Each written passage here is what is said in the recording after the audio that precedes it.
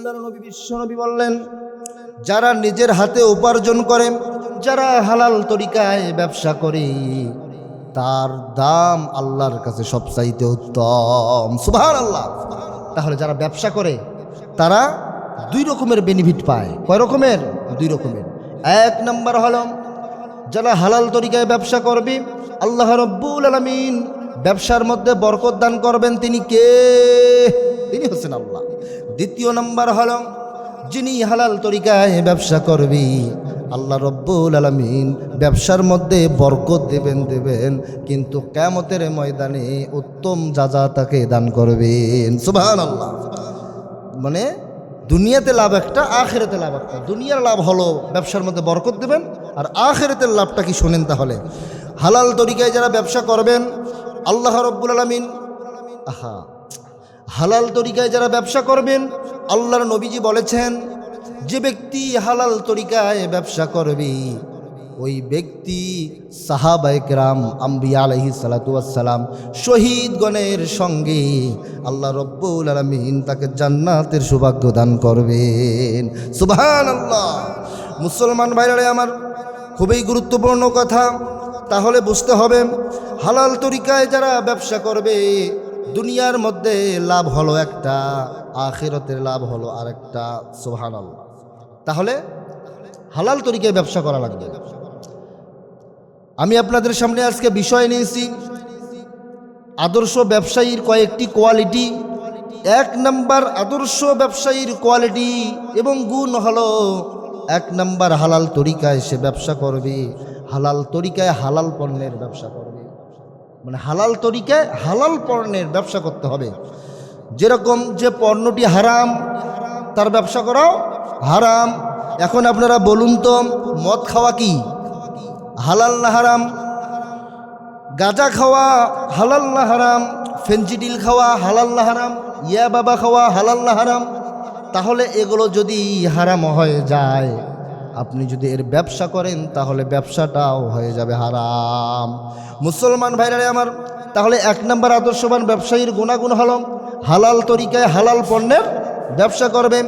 দ্বিতীয় নম্বর হলো তার ব্যবসা বাণিজ্য যাতে করে তাকে নামাজ থেকে ফেরাতে না পারে, এই চেষ্টাই তাকে করতে হবে।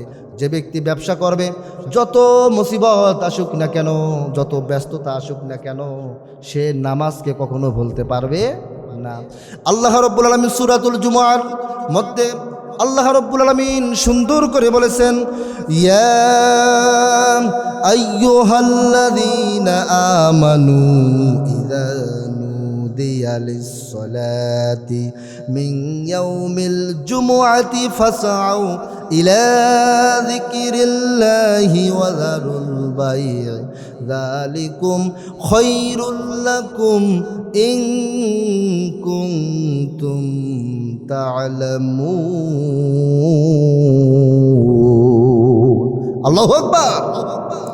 আল্লাহ রাব্বুল আলামিন সূরাতুল জুমার মধ্যে বলেন, হে ঈমানদাররা, যখন জুমার দিন মুয়াজ্জিন যখন আজান দিবি, ব্যবসার মধ্যে যত ব্যস্ততা থাকুক না কেন, ব্যবসা বন্ধ করে দিয়ে মসজিদের দিকে যাইতে হবে।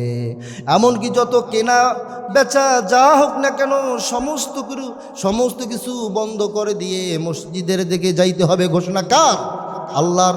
এই জন্য বলতেছিলাম, দ্বিতীয় নম্বর হলো ওই ব্যক্তি আদর্শবান ব্যবসায়ী, যে ব্যক্তি আজান হয়ে যাবে কখনো তার ব্যবসা নামাজ হতে তাকে গাফেল করতে পারবে না। নামাজ কে বলো না কাজ আছে, কাজকে বলো আমার নামাজ আছে। নামাজকে বলো না কাজ আছে, কাজকে বলো আমার নামাজ আছে। নামাজ বিহীন পরপারে কি জবাব দিবে তুমি আল্লাহর কাছে? ঠিক কি না মুসলমান ভাইরা আমার?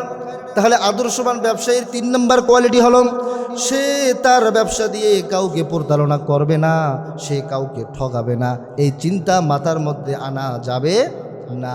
4 নম্বর আদর্শবান ব্যবসায়ীর কোয়ালিটি হলো, ব্যবসায় কাউকে ধোঁকাবাজি এবং কি ফাঁকিবাজির আশ্রয় দেবে না, উপরে ভালো ভেতরে গন্ডগোল, এরকমটা যে ব্যবসায়ী করবে সে যত বড় সুপির ঘরের সুপি হোক না কেন, ওই ব্যবসায়ী কখনো জান্নাতি হতে পারে না। মুসলমান ভাইরা আমার, মন খারাপ করার দরকার নাই, মন খারাপ করা যাবে না। আমি তো হাদিস থেকে বলছি, মুসলিম শরীফের হাদিস, আল্লাহর নবী জনাবে রাসূলুল্লাহ সাল্লাল্লাহু আলাইহি ওয়াসাল্লাম একদিন বাজারে গেলেন। সংক্ষেপে বলছি, সময় খুবই কম। আল্লাহর নবী একদিন বাজারে গেলেন, দোকানের পাশ দিয়ে গিয়ে দোকানের মধ্যে কিছু মালামাল দেখলেন। আল্লাহর নবী ডান হাত মোবারক মালামালের ভিতরে হাত ঢুকাই দিলেন, উপরে ভালো ভেতরে গন্ডগোল দেখা গেল। আল্লাহর নবী রাগান্বিত হয়ে গেল। আল্লাহর নবী বললেন, ও সাহাবীরা, ভালো করে জেনে রাখো, যে ব্যক্তি ব্যবসার মধ্যে ফাঁকিবাজি ধোকাবাজি করবে, উপরে ভালো ভেতরে গন্ডগোল এরকমটা করবে, সেই ব্যক্তি কোনো দিন আমার উম্মত হতে পারে না। তাহলে ফাঁকিবাজি এবং ধোকাবাজি ব্যবসার মধ্যে করানো যাবে না। 5 নম্বর কোয়ালিটি হলো, সে ব্যবসা করার সময় কখনো মিথ্যা বলবে না, কখনোই সে মিথ্যা বলবে না। কারণ হলো, যে ব্যক্তি ব্যবসার মধ্যে মিথ্যা বলবে, আল্লাহ রাব্বুল আলামিন ব্যবসার মধ্যে কখনো বরকত দেবেন না, রহমত নাজিল করবেন না। কারণ হলো, আল্লাহর নবী বলেছেন, যে ব্যক্তি মিথ্যা বলবে আল্লাহ রাব্বুল আলামিন ব্যবসার মধ্যে কখনো রহমত দিবেন না। 6 নম্বর হলো, যে ব্যক্তি ব্যবসা করবে আদর্শবান ব্যবসায়ী কখনো ওজনে কম দেবে না। কি দেবে না? ওজনে কম দেবে না। আজকে আমাদের সমাজে দেখা যায়, ভূমিকম্প হয়ে বন্যার পানিতে আমাদের ফসলগুলো ছারকার হয়ে যাচ্ছে। তার 1 নম্বর কারণ হলো, আমাদের সমাজের ব্যবসায়ীরা আজকে ওজনে কম দেয়া শুরু করেছে। ঠিক কি না? ওজনে কম দেয়া যাবে না। ব্যবসায়ী ভাইদেরকে লক্ষ্য করে বলছি, ভাইরা আমার, আপনারা শুনুন, কোরআন এবং হাদিস থেকে আলোচনা আপনারা শুনুন, শ্রবণ করুন। কারণ ব্যবসা করলে ব্যবসার মধ্যে বরকত দেন কে? ব্যবসার মধ্যে এবং লানত দিয়ে ধ্বংস করে দেন তিনি কে? আল্লাহ। সুতরাং ব্যবসার মধ্যে কখনো এরকমের চিন্তা ভাবনা কখনই করা যাবে না। মানুষকে প্রতারণা দিয়ে ঢোকানো যাবে না। যদি মানুষকে আপনি না ঠকান, তাহলে আল্লাহ রাব্বুল আলামিন দুনিয়ার মধ্যে একটি লাভ দিয়েছেন, আখিরাতের মধ্যে একটি লাভ দিয়েছেন। দুনিয়ার লাভটা হলো ব্যবসার মধ্যে রহমত দেবেন, বরকত দেবেন। আর আখিরাতের লাভটা হলো কিয়ামতের ময়দানে আল্লাহ রাব্বুল আলামিন আম্বিয়া আলাইহিস সালাতু ওয়াস সালাম, সাহাবায়ে কেরাম, শহীদগণের সঙ্গে আপনি আদর্শবান ব্যবসায়ী হলে তাদের সঙ্গে হাসর নাসর হবে। আল্লাহু আকবার।